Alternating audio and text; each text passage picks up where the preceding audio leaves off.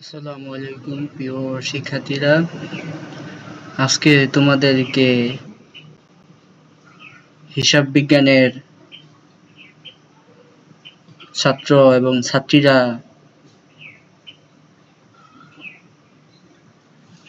দেখতে পাচ্ছ নবম এবং দশম শ্রেণীর ফিনান্স ও ব্যাংকিং যারা এই অপশনটা বেছে নিছ, এই বই থেকে ৭৫টি খুব গুরুত্বপূর্ণ এমসিকিউ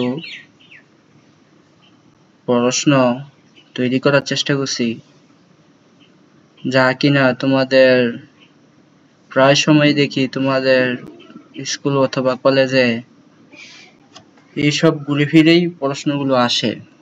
তো এখান থেকে বাছাইকৃতভাবে প্রত্যেকটা অধ্যায়ে থেকে 25টি করে এমসিকিউ তৈরি করার চেষ্টা করছি, যেগুলা কিনা তোমাদের পরীক্ষা অবশ্যই 100% আসবেই। তো বেশি কথা না বলে আমরা শুরু করছি। দেখো, অধ্যায় 1, অর্থায়ন ও ব্যবসার অর্থায়ন, ব্যবসায় অর্থায়ন। তো এখান থেকে শুরু করব। 1 নাম্বার শুরু করছি। শুধু টিকমার্ক দেওয়া গেলেই হচ্ছে উত্তর।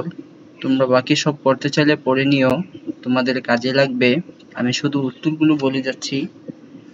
অর্থায়নের প্রধান লক্ষ্য কি? মুনাফা অর্জন। ব্যবসায়ের মূল চালিকা শক্তি কোনটি? অর্থ। কোনটি অর্থায়নের প্রকারভেদ নয়? সীমাহীন মেয়াদি। ব্যবসায়ে চলতি খরচ পরিচালনায় কোন অর্থায়ন প্রয়োজন? স্বল্প মেয়াদি। মুনাফা ও ঝুঁকির মধ্যে ভারসাম্য রক্ষা করা হয় কেন? কার্যকর অর্থায়ন নিশ্চিত করতে। অর্থায়নের উৎস নির্ধারণের একটি গুরুত্বপূর্ণ নীতি হল ঝুঁকি বনাম প্রত্যাবর্তন। তো 7 নম্বরে দেখতে পাচ্ছি, কোনটি অভ্যন্তরীণ অর্থায়ন নয়? ব্যাংক ঋণ। ব্যবসায় অর্থায়ন ব্যবস্থাপনার একটি অংশ হল তহবিল সংগ্রহ। কোনটি ব্যবসায় অর্থায়ন প্রয়োজনীয়তা নয়? আয়কর নির্ধারণ। 10 নম্বরে দেখো, কোনটি দীর্ঘমেয়াদী অর্থায়নের লক্ষণ? মূলধনী প্রকল্প অর্থায়ন। কার্যকর অর্থায়ন পরিচালনায় সবচেয়ে গুরুত্বপূর্ণ কি? সঠিক পরিকল্পনা। ব্যবসায় নতুন বিনিয়োগের জন্য কোন অর্থায়ন দরকার? দীর্ঘমেয়াদী। সঠিক সময়ে অর্থের প্রাপ্যতা কাকে বলা হয়? তারল্যকে। কোন নীতির মাধ্যমে মূলধন ব্যয় কমানো যায়? খরচ নিয়ন্ত্রণ নীতি।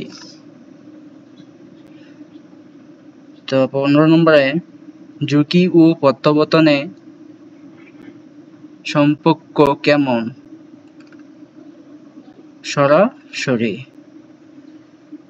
কার্যকর অর্থ ব্যবস্থাপনায় সবচেয়ে বড় ভূমিকা রাখে অর্থায়ন। কোনটি তহবিলের ব্যবহার নয়? মুনাফা কর।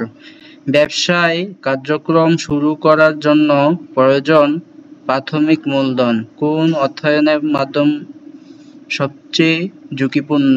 শেয়ার। ব্যয় হ্রাস করার অন্যতম কৌশল কার্যকর অর্থায়ন। লাভ, ঝুঁকি ও তারল্য। লাভ, ঝুঁকি ও তারল্য এই তিনটি বিষয় কি নির্দেশ করে? অর্থায়ন নীতি। তহবিলের যথাযথ ব্যবহারের ফলে কি হয়? ব্যবসায় লাভ বৃদ্ধি পায়। ব্যবসার সম্প্রসারণের জন্য কেমন অর্থায়ন প্রয়োজন? দীর্ঘমেয়াদী। ব্যয়ের তুলনায় অধিক আয়ের উদ্দেশ্য কোনটির অন্তর্গত? মুনাফা। অর্থায়নের সিদ্ধান্ত নেওয়ার পূর্বে মূল্যায়ন করতে হয় প্রকল্পের লাভজনকতা। তো এবার 25টা প্রথম অধ্যায় থেকে 25টা পড়া শেষ হয়েছে। এখন দ্বিতীয় অধ্যায়ে যাচ্ছি, অর্থায়নের উৎস। এই অধ্যায় থেকে 25টি এমসিকিউ তৈরি করার চেষ্টা করছি। দেখো, তোমাদের পরীক্ষার সময় এই সব প্রশ্ন আসলে ঝটপট যেন দিতে পারো। অভ্যন্তরীণ অর্থায়নের উৎস কোনটি? লাভ অব্যাহত রাখা। ব্যবসায় অভ্যন্তরীণ উৎস কোনটি? সঞ্চিত মুনাফা। বহিষ্ণ উৎসের একটি উদাহরণ হলো ব্যাংক ঋণ। স্বল্প মেয়াদী অর্থের উৎস কোনটি? বাণিজ্যিক কাগজ। ব্যাংক ঋণ কোন ধরনের উৎস? বহিষ্ণ। তো ডিবেঞ্জার কোন শ্রেণীর উৎস? তো এখানে দেখাচ্ছে, দেখো 6 নম্বরে গ নম্বরটা উত্তর বহিষ্ণ। কোন উৎসে সুদ পরিশোধ করতে হয় না? সঞ্চিত মুনাফা। ব্যবসায়ের জন্য দীর্ঘমেয়াদী অর্থায়নের উৎস কোনটি? শেয়ার। নিচের কোনটি অর্থায়নের বহিষ্ণ উৎস? তো ঋণ। তো 10 নম্বরে দেখো, ডিবেঞ্চার করা ইস্যু করে কোম্পানি। তো এখানে 11 নম্বর দেখো, কোন উৎসের মালিকানা ভাগ হয়? মানে শেয়ার। ব্যবসার জন্য প্রথম উৎস কি? মূলধন। ব্যাংক ঋণ কোন উৎসের অন্তর্গত? বহিষ্ণ। স্বল্প মেয়াদী অর্থায়নের জন্য কোন উৎসটি উপযুক্ত? এখানে ওভারড্রাফট। এখানে ঘ নম্বরটা উত্তর হবে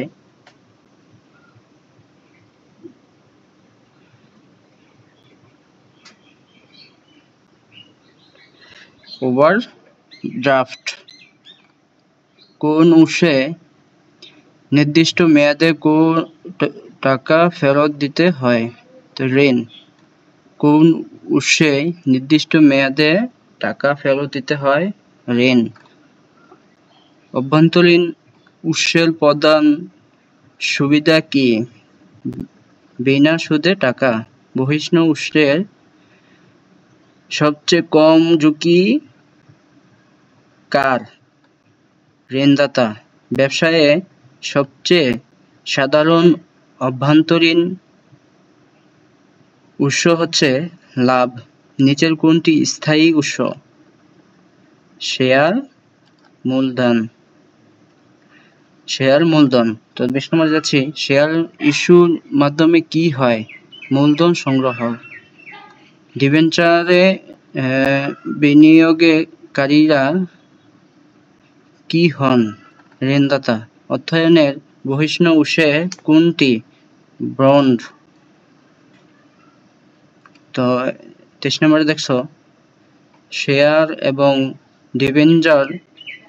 ডিবেঞ্চারের মধ্যে পার্থক্য কি? মালিকানা বনাম ঋণ।